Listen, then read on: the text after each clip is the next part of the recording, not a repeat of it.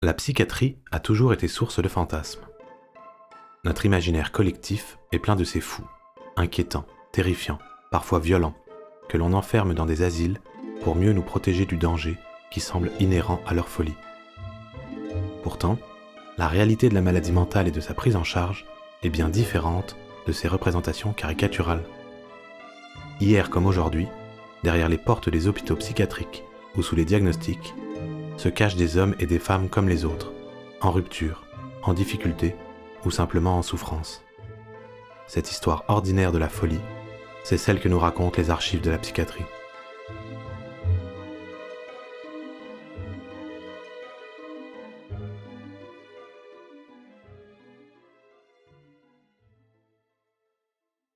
Les archives sont des fragments de passé, des traces matérielles de nos activités anciennes. Elles nous permettent d'entrevoir ce que le temps a pu faire disparaître ou ce qui s'est effacé des mémoires. Elles sont, autrement dit, des fenêtres ouvertes sur notre histoire. Pour moi, tous ces dossiers-là, ça témoigne, c'est une richesse. C'est le patrimoine du Québec. C'est une richesse pour le Québec parce que là-dedans, on voit l'évolution de notre société, on voit l'évolution des soins infirmiers, de la médecine. Dans le cas de la psychiatrie, ces souvenirs matériels peuvent prendre différentes formes. Il y a bien sûr les dossiers des patients internés dans les asiles, ainsi que tous les documents administratifs se rattachant au fonctionnement de cette institution. Les archives peuvent être des documents d'information sur le personnel, ça peut être les rapports annuels de l'institution, ça peut être des rapports sur les employés, les dépenses qui étaient effectuées pour commander la nourriture, acheter les vêtements. Il y a aussi les textes et les ouvrages des psychiatres qui y travaillaient, parfois même les tenues des infirmières et les divers instruments de soins ou de contention qu'elles utilisaient. On a toutes sortes de choses. On a des cartes, on a des plans. J'ai déjà vu les plans des égouts, comment c'est fait avec les briques. On a tout ça. Il peut également y avoir des photographies, des plans et même parfois des vidéos réalisées par des malades ou des soignants.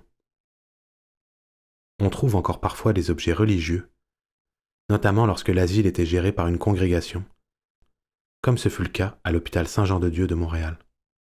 Quand ils ont fermé la chapelle, j'ai tout récupéré ce que je pouvais récupérer.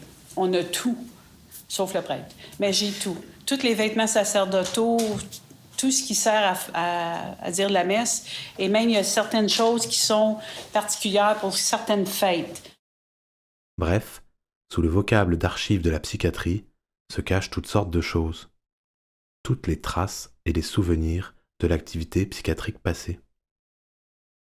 Les hôpitaux sont évidemment les plus importantes sources pour ce type d'archives, car ils ont été, depuis le XIXe siècle, le cœur même de la psychiatrie.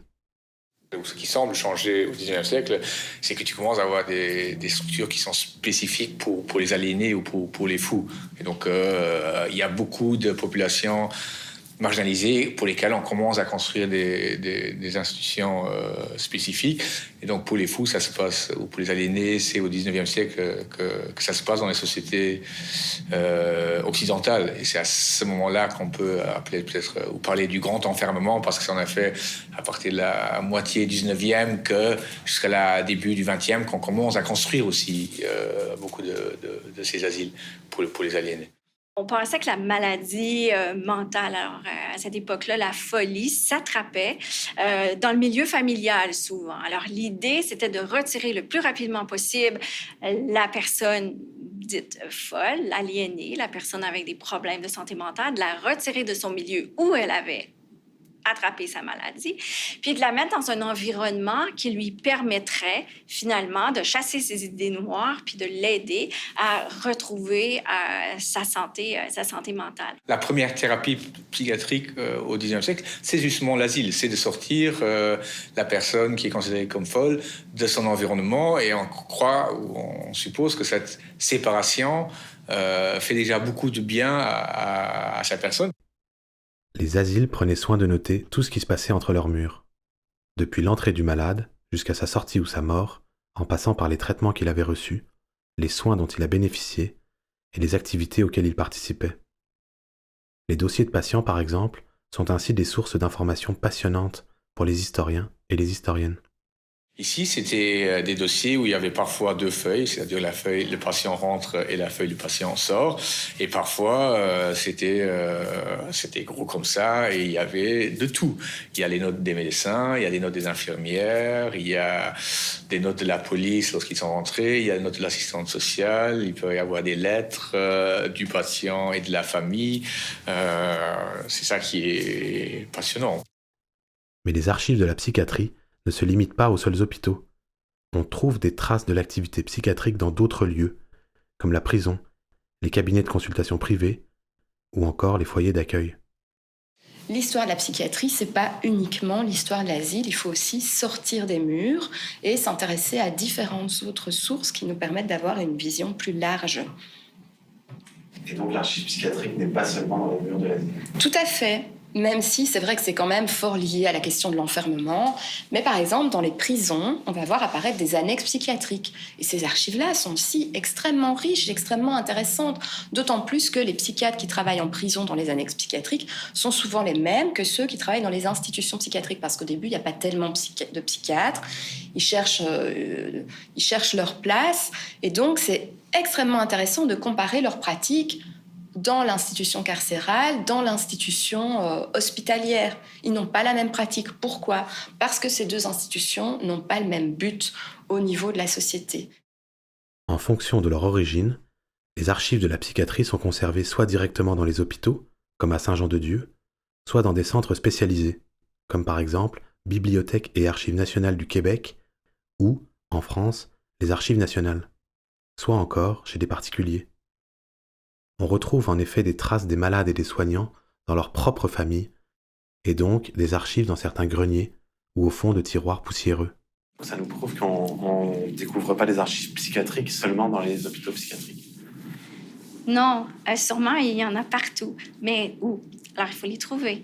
L'idée, c'est parfois de bouche à oreille. On peut rencontrer quelqu'un qui nous dit « Oui, moi, je connais quelqu'un ». Il y a beaucoup de hasards dans la recherche de l'historien. Et ces hasards-là, parfois, sont fructueux. C'est arrivé juste une fois que j'ai pu trouver des lettres à l'extérieur de l'institution psychiatrique, à l'extérieur des dossiers. Mais ça a été une belle découverte, un grand moment en tant qu'historienne pour justement saisir l'émotion qui pouvait exister entre un patient et sa famille.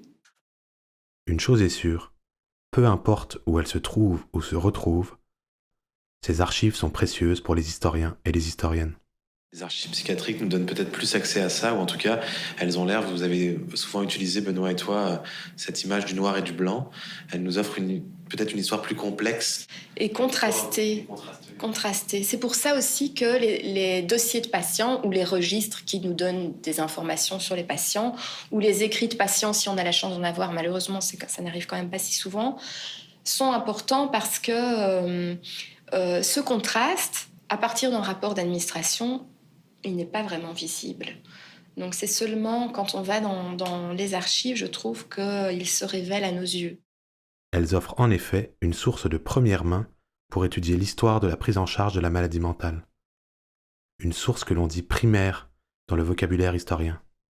Alors, des documents qui gardent en mémoire des informations qui sont écrites au moment où elles se passent. Alors, la source primaire, le dossier médical, devient un objet d'étude vraiment intéressant pour mieux comprendre comment s'organisait l'espace de traitement, mais l'espace au quotidien à l'intérieur des murs de l'hôpital psychiatrique également. La source primaire est donc une trace directe d'une activité du passé, et se distingue de la source secondaire qui en est, elle, une analyse, comme par exemple le livre d'un historien ou d'une historienne. Comme nous aurons l'occasion de le voir, la source primaire n'est pas nécessairement plus vraie que la source secondaire, mais elle nous rapproche néanmoins davantage des faits que nous voulons étudier. Je trouve que ces archives sont hyper intéressantes parce qu'ils font accéder l'historien à des couches de la population qui ne laissent pas d'autres sources. Et donc ça, c'est l'intérêt, je veux dire, très global. Et puis, pour l'historien de la psychiatrie, c'est aussi intéressant parce que, voilà, c'est ça sur lequel je travaille. Mais je crois que la fascination vient quand même aussi du fait que ça ouvre à plein d'autres histoires. On sait très peu sur l'histoire des patients en milieu hospitalier.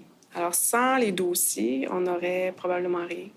On n'aurait pas accès à énormément de données, à part les registres d'admission, que ce serait des données que quantitatives.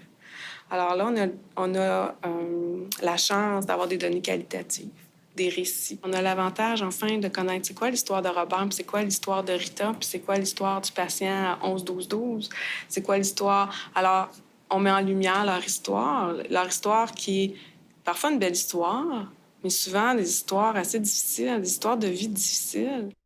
Les archives psychiatriques sont donc précieuses, car elles constituent une part importante de notre patrimoine. Elles conservent en effet la trace de notre passé, le souvenir de vies éteintes, mais aussi de pratiques disparues. Elles sont des documents irremplaçables pour aborder une part essentielle de notre histoire.